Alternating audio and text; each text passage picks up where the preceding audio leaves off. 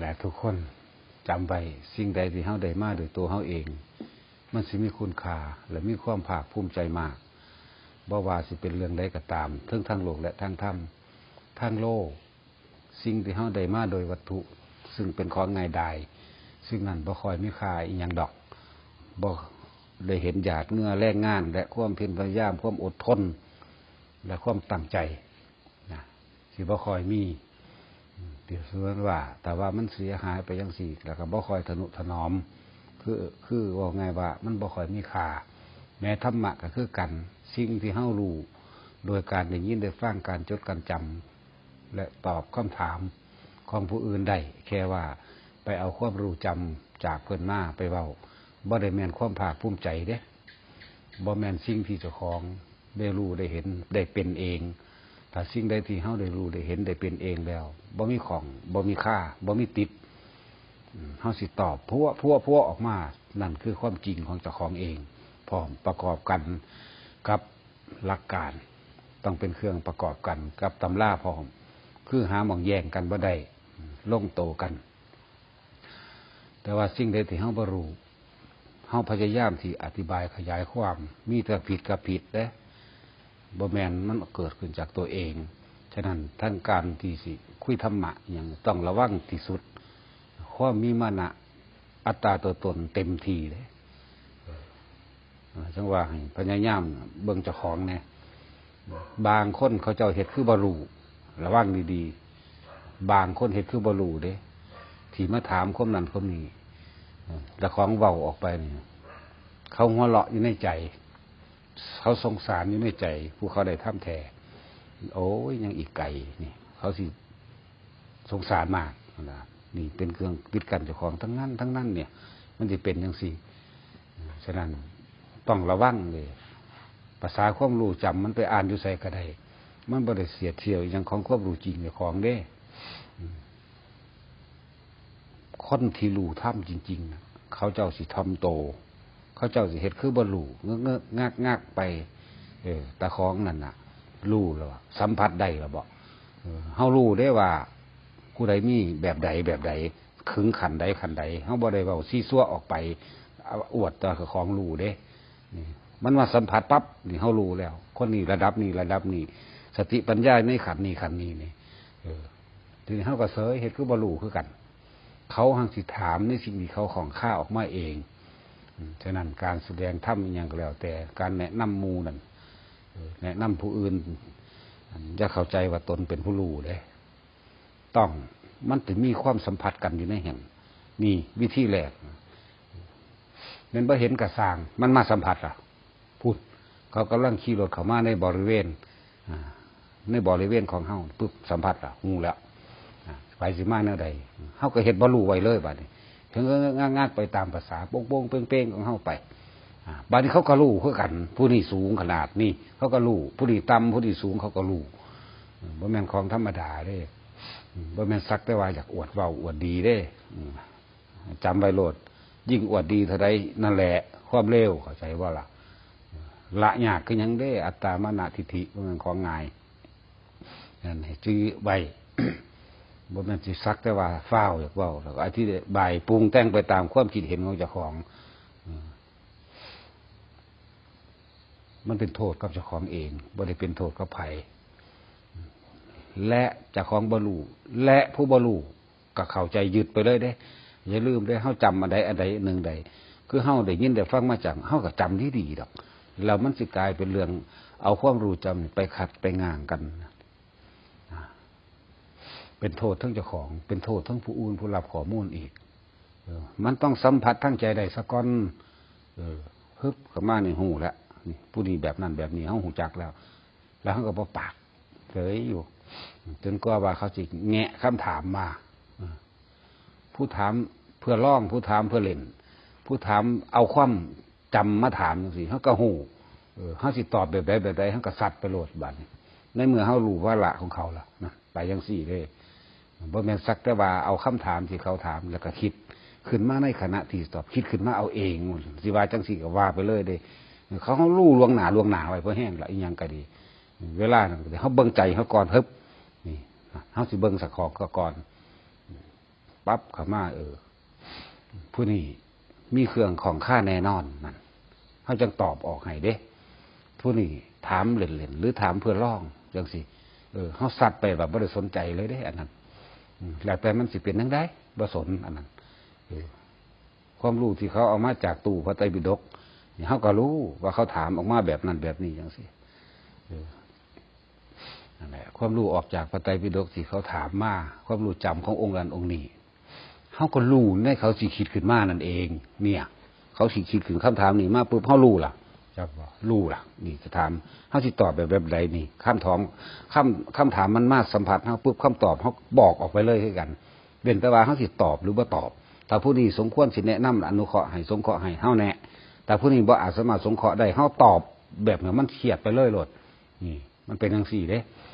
คือเขามาถามนี่แล้วทำไมต้องอุทิศบุญแล้วทำไมต้องนั้นเนี่ยเข้าฌานเนี่ยบอกเลยมึงเข้าได้ไหมวะ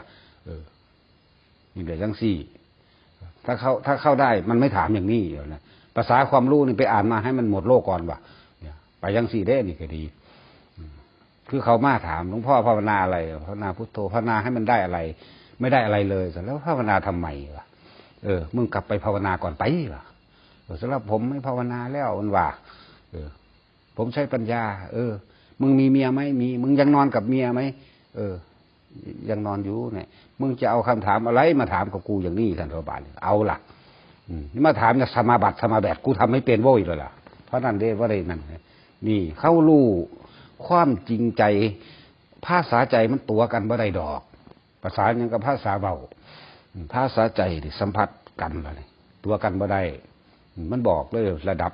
ภูมิธรรมแบบใดแบบใดของข้าแบบใดมาด้วยความจริงใจหรือว่ามาด้วยความหลอกลวงมาด้วยความจองหองแบบใดเฮารู้หน้านั่นแหละมาถามเรื่องนิโรธสมาบัติถามหาสแตกอีหยังมันก็ยังบ่ได้อยู่